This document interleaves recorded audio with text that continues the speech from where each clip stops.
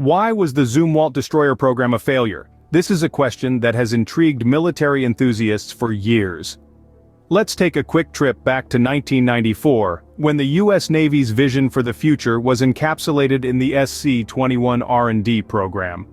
One of the glittering stars of this program was the Zumwalt-class destroyer, a modern warship designed to take the baton from the aging Arleigh Burke-class destroyers. The Zumwalt was no ordinary vessel. Its design boasted of stealth technology, making it a ghost on the high seas.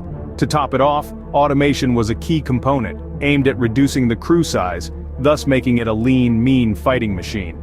This new breed of destroyer was supposed to revolutionize naval warfare. Originally, the U.S. Navy planned to build 32 Zumwalt-class destroyers. But as we know, plans often change, especially when costs start to spiral. The Zumwalt program was no different, and the ambitious plan was scaled back due to cost overruns. Let's delve into the main reason for the program's failure: the dramatic increase in unit cost. The Zumwalt-class destroyer was larger and more complex than its predecessor, the Arleigh Burke-class destroyer. This size and complexity was primarily due to the incorporation of new, unproven technologies. The Zumwalt was designed to be a technological marvel, featuring stealth technology and automation to reduce crew size, among other things. However, these new technologies proved to be a double-edged sword. While they promised to deliver superior capabilities, they also carried with them a level of uncertainty. This uncertainty translated into cost overruns, as the Navy had to invest more than anticipated to develop and integrate these technologies into the Zumwalt-class destroyer. For instance, the stealth technology required the ship to have a unique tumble-home hull design. This design was unproven and led to significant additional costs. Similarly, the automation technology was supposed to reduce the crew size and therefore operating costs. But it came with its own set of challenges that contributed to the cost overrun. This situation was exacerbated by the fact that the Zumwalt was much larger than the Arleigh Burke-class destroyer.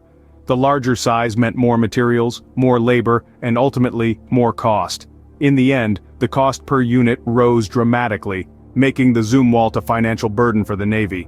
The sophisticated destroyer that was supposed to be the future of the Navy instead became a symbol of financial mismanagement and technological overreach.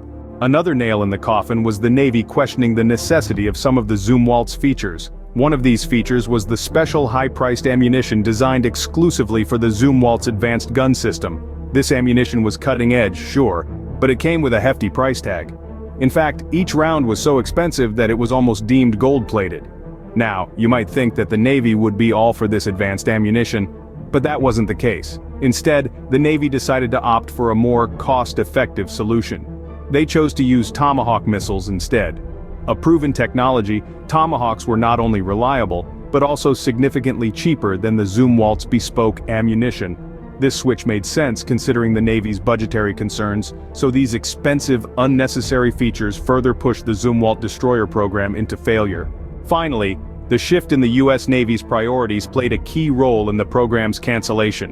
When the Zumwalt destroyer was conceived, the vision was for a ship capable of dominating large-scale sea battles.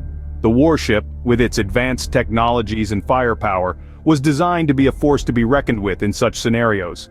However, as the years rolled on, the nature of naval conflicts began to change. The focus of the Navy started shifting towards smaller-scale conflicts, such as combating piracy and terrorism.